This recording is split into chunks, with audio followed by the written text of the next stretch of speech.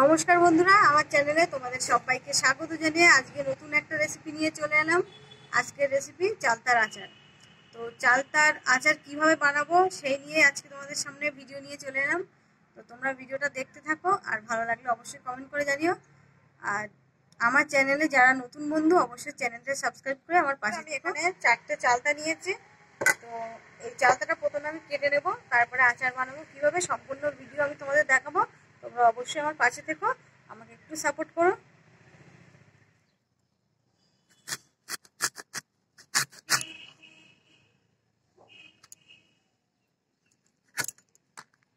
চালতা কাটার কিন্তু অনেক পদ্ধতি আছে, তো আমি তোমাদের সহজ যেটা হয় সেইভাবেই আমি তোমাদের দেখাচ্ছি। দেখো,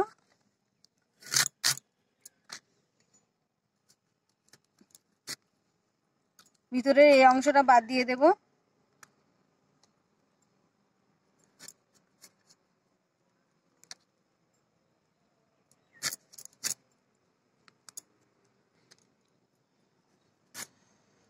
এইভাবে কেটে নেব চালতা। আর এখানে কিন্তু অনেক স্লিপ করবে, সেই জন্য একটা কাপড় লাগবে। হাত আর বটিটা মাঝে মধ্যে মুছে নিতে হবে।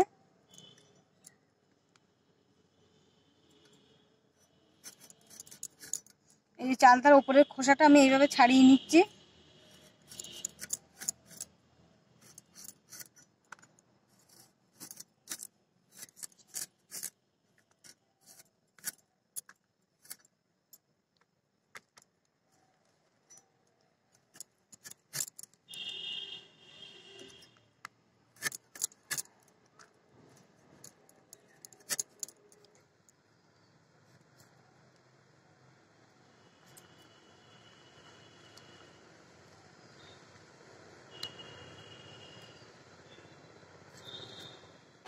সব চালতাগুলো ছাড়ানো হয়ে গেছে, আর নুন হলুদ দিয়ে একটু ধুয়ে নিয়েছি, যাতে যে চালতার কষ্ট থাকে সেই কষ্ট আর থাকবে না।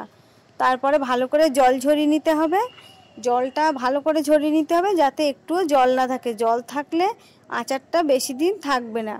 এরপরে আমি শিলে এইভাবে থিতো করে নেব। আর আমি জলটা ঝরিয়ে নেওয়ার পরে একটু রোদ্দুরে দিয়েছিলাম, যাতে যদি অল্প একটু জল থাকে সেটাও শুকনো হয়ে যায়। এরপর আমি এইভাবে চালতার থিতো করে নিচ্ছি শিলনোড়ায়। কিন্তু চালতাটা থিতো করার সময় কিন্তু খুব সাবধানে থাকতে হবে। চালতা ভীষণভাবে স্লিপ করে। এই স্লিপের যে রসটা আসে এই কিন্তু ভীষণ কালো হয়ে যাবে যদি কোথাও লাগে। এই জন্য খুব সাবধানে থিতো করে নিতে হবে। তো আমি দেখো এইভাবে থিতো করে নিচ্ছি। সমস্ত চালতাগুলো এইভাবে ভালো করে থিতো করে নিলে আচারটা কিন্তু খুব ভালো হবে খেতে। সমস্ত চালতাগুলো দেখো থিতো করা হয়ে গেছে। থিতো করে নিয়েছি এইভাবেই সব। এরপরে আচারের যে মশলাটা, আমি সেই মশলাটা বানিয়ে নেব।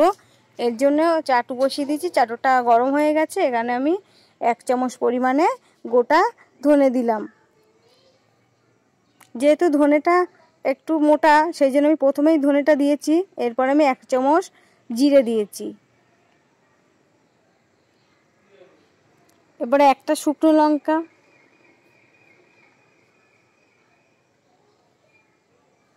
আর 1 চামচ মৌরি। তো এটাই আমি মশলাটা ভেজে নিলাম।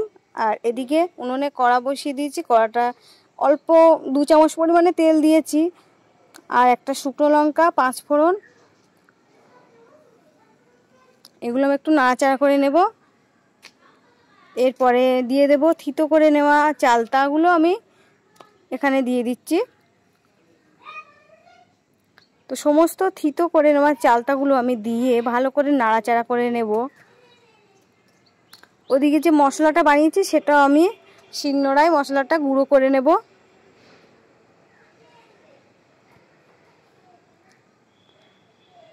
তেলের ওপর হালকা নাড়াচাড়া করে এরপরে আমি চিনি দিয়ে দিচ্ছি। এটা তোমরা গুড় দিয়েও বানাতে পারো, আখের গুড়, ভেলি গুড়, পাটালি, যে যেরকম যেটা বানাতে পারো। আমি এখানে চিনি দিয়ে বানাচ্ছি এই আচারটা। তোমাদের কেমন লাগছে অবশ্যই তোমরা কমেন্ট করে জানিও। তো আমি এখানে পরিমাণ মতো চিনি দেব। তোমরা যেরকম আচারটা খেতে চাও সেই অনুযায়ী রাখবে, সেই অনুযায়ী চিনি দেবে। দেখো আর চিনিটা দেওয়ার পরে কতটা রস কেটে উঠেছে। আঁচটা কিন্তু মিডিয়াম রাখতে হবে। দেখো আমি উনুনেই করছি। জালটা কিন্তু অল্পভাবে দিতে হবে যাতে সিদ্ধ হয়ে যায়, চালতাটা সিদ্ধ হয়ে যায় চিনির রসে। তো দেখো কতটা পরিমাণে এসে গেছে, এবার সিদ্ধ হয়ে গেছে, কালারটাও অনেকটা চেঞ্জ হয়ে গেছে। আর এখানে আমি হাফ কাপ পরিমাণে ভিনিগার দিয়েছি। এরপরে দিয়ে দেব আগে থেকে ভেজে রাখা মশলা গুঁড়ো করে নেওয়া। এরপরে দেখো আচারটা কত সুন্দর কালার হয়েছে। আচারটা কিন্তু খুব টেস্টি হবে। মশলাটা ভালো করে মিশিয়ে নিয়েছি, ভিনিগারটা মশলা সব একসাথে ভালো করে মিশিয়ে নিয়েছি। ভালো করে নাড়াচাড়া করে নেব। তো এই পরিমাণ অবস্থায় আমি কিন্তু ঠান্ডা হলে বয়েমে রেখে দেবো, কাঁচের জারে কিন্তু এটা রেখে দিলে অনেক দিন খেতে পারবে। দেখো ঠান্ডা হয়ে গেছে, আমি এখানে কাঁচের জারে রাখিনি, একটা প্লাস্টিক কৌটো নিয়েছি, সে কৌটোর মধ্যে আমি আচারটা রেখে দিয়েছি। এটা কিন্তু তোমরা বাড়িতে অনেক দিন রেখে সংগ্রহ করে খেতে পারবে, খুব টেস্টি হয়েছে, খুব সুন্দর। আর তোমাদের কেমন লাগলো আজকের এই ভিডিওটা, আজকের এই রেসিপিটা অবশ্যই কমেন্ট করে জানিও। সবাই ভালো থেকো, সুস্থ থেকো, টাটা।